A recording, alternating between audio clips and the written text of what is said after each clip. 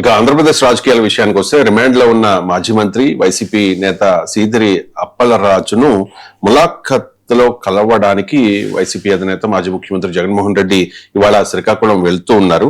YCP మొదటి నుంచి ఆరోపిస్తోంది sir, Seediri Appalaraju arrest అనేది కక్షపూరితము, కావాలనే ఆయన కేసులో ఇరికించారు, జైలుకు పంపించారు అని చెప్పేసి కూటమి నేతలు అంటూ ఉన్నారు సార్. క్రిమినల్స్ కు మద్దతుగా ఉండడం జగన్ కు మొదటి నుంచి అలవాటు అని చెప్పేసి. వాస్తవంగా కూటమి ప్రభుత్వం అధికారంలోకి వచ్చిన తర్వాత చాలా మంది వైఎస్ఆర్ కాంగ్రెస్ పార్టీ కీలక నేతలు అరెస్ట్ అయ్యారు. సో ఆ జైలుకు వెళ్లే జగన్మోహన్ రెడ్డి చాలా సందర్భాల్లో ఆయా నేతలతో ములాఖాత్ కూడా అయ్యారు. సో సీదిరి అప్పలరాజును ఇవాళ పరామర్శించబోతూ ఉన్నారు జగన్మోహన్ రెడ్డి. అది రోడ్ యాక్సిడెంట్ కేసు చేసింది సీదిరి అప్పలరాజు కొడుకు.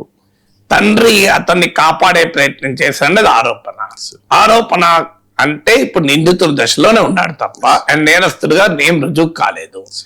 ఆ మాట కడితే ఇవాళ association for democratic reform data ఉంది. మీకు చంద్రబాబు నాయుడు పైన కూడా బోలెడు క్రిమినల్ కేసులు ఉన్నాయి, మీకు ముఖ్యమంత్రుల పైన క్రిమినల్ కేసులు ఉన్నాయి, మినిస్టర్ల పైన కేసులు ఉన్నాయి, ఎమ్మెల్యేల పైన కేసులు ఉన్నాయి. కేసులున్న ప్రతి ఒక్కరిని మనం నేరస్తులు లేము. కేసులుంటే అది అక్యూజ్ నిందితుడే తప్ప నేరస్తుడు కాదు. అందువల్ల మీకు కేసు క్లియర్ గా పొలిటికల్లీ మోటివేటెడ్ అర్థమవుతుంది. లేకపోతే ఒక యాక్సిడెంట్ కేసులో ఒక వ్యక్తిని అరెస్ట్ చేసి లోపలేసడం అనేది చాలా రేర్ గా జరుగుతుంది మనకు. అది కూడా యాక్సిడెంట్ అతను చేసింది కాదు, కొడుకు చేసింది. కొడుకును కాపాడే ప్రయత్నం చేశారన్నది ఆరోపణ. సో అందువల్ల మీకు పెట్టిన కేసు చూస్తే ఆరోపించబడ్డ నేరానికి పెట్టిన కేసు తీవ్రత కూడా చాలా తేడా ఉంది. అందువల్ల దాని పొలిటికల్లీ డైమెన్షన్ ఉంది కనుక పొలిటికల్ గానే ఆ ప్రత్యర్థులు ఎదుర్కొంటారు. అందులో జగన్మోహన్ రెడ్డి మొదటి నుంచి కూడా ఎత్తుగడేంటి, ఆయన రాజకీయ పుట్టుకనే ఓదార్పులతో మొదలైంది. మీకు ఆయన పొలిటికల్ వెపనే ఓదార్పు యాత్రలతో స్టార్ట్ అయింది. ఆయన ఎన్నికల్లో సక్సెస్ అయింది కూడా ఈ ఓదార్పు యాత్రలతోనే సక్సెస్ అయ్యారు. సో అందువల్ల ఆ ఓదార్పు పాలిటిక్స్ జగన్ ఇప్పటికీ కూడా కంటిన్యూ చేస్తూనే ఉన్నాడు. ఎందుకంటే ఒక్కటి దీని ద్వారా తన పార్టీ కార్యకర్తలకు, నాయకులకు, శ్రేణులకు కాన్ఫిడెన్స్ ఇవ్వడం, ఈ ప్రభుత్వ నిర్బంధాలను, అధికార కూటమి నిర్బంధాలను మనం ఎదుర్కొని నిలబడతాము అని. ఎందుకంటే మీకు చంద్రబాబు నాయుడు జగన్మోహన్ రెడ్డి జైల్లో పెట్టినప్పుడు పవన్ కళ్యాణ్ ప్రత్యేకంగా వెళ్ళలేదా? అందరూ వెళ్ళలేదు. మిగతా టీడీపీ నేతలు వెళ్ళలేదా? అచ్చెన్నాయుడిని జగన్ జైల్లో పెట్టినప్పుడు టీడీపీ నాయకులు వెళ్ళి పరామర్శించలేదా? అందువల్ల ఒక రాజకీయ పార్టీ మరో రాజకీయ పార్టీతో వ్యవహరించేటువంటి సవాం ఇది. జగన్ టీడీపీ నాయకుల పైన కేసులు పెట్టినప్పుడు టీడీపీ అలాగే వివరించింది.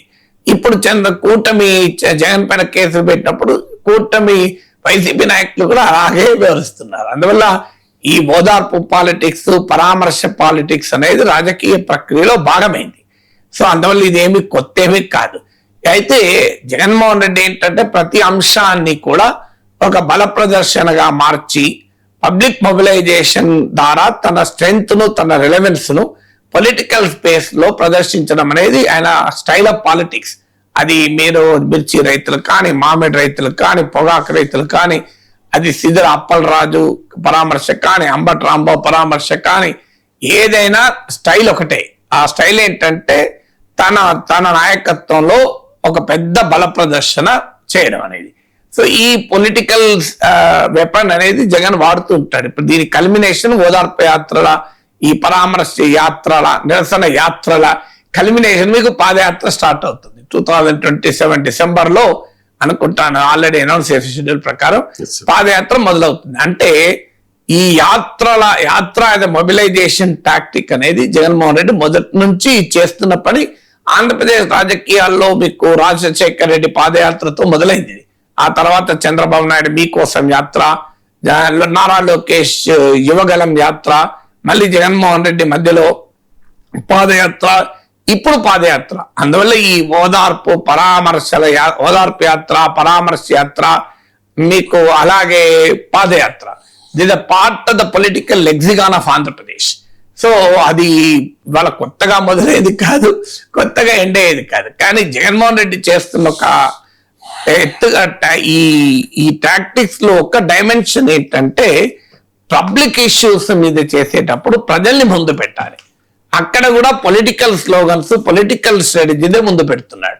సో అది అంత పెద్ద రిజల్ట్ ఇవ్వదు. ఇప్పుడు మీకు ఉదాహరణకు హామీల అమలు పైన పెద్ద ఉద్యమం నడిపారు.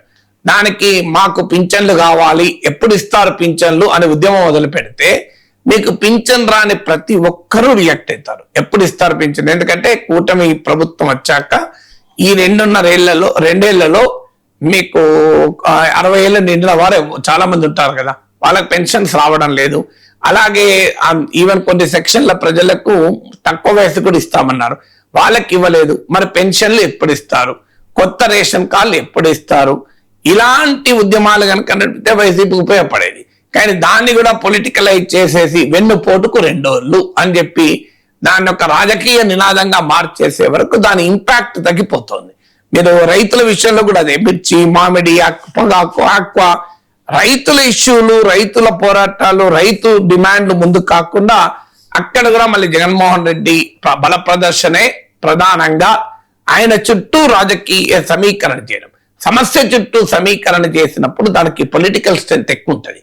సమస్య చుట్టూ ఆక్వా రైతు సమస్య చుట్టూ, పొగాకు రైతు సమస్య చుట్టూ, మామిడి, మిర్చి రైతు సమస్య చుట్టూ సమీకరణ కాకుండా ప్రతి అంశం, అది సిద్దిర అప్పలరాజు, అంబటి రాంబాబుల పరామర్శ కానివ్వండి, అది మామిడి రైతు, ఆక్వా రైతు, పొగాకు రైతు కానీ అన్నిట్లో కూడా పొలిటికల్ స్లోగనే, పొలిటికల్ మొబిలైజేషనే, జగన్మోహన్ రెడ్డి ప్రొజెక్షనే తప్ప ఇంకోటి ఉండడం లేదు. సో దానివల్ల ఏమైతుందంటే అసలు ఇష్యూ ఆఖరికి ఆంధ్రప్రదేశ్ లో కాక్రోచ్ ఏమేమని చెప్పి కాక్రోచ్ ఉద్యమం కూడా తన చుట్టూ తిప్పుకునే ప్రయత్నం. అంటే భూమి తన చుట్టూ తాను తిరుగుతూ ఉంటుంది, సూర్యుని చుట్టూ కూడా తిరుగుతూ ఉంటుంది. కానీ రాజకీయ నాయకులు ప్రజల చుట్టూ తిరగాలి. సో ప్రజల చుట్టూ తిరగకుండా రాజకీయాలు తన చుట్టూ తాను తిప్పుకుంటే దాని ప్రయోజనం కంపారిటివ్లీ తక్కువ ఉంటుంది.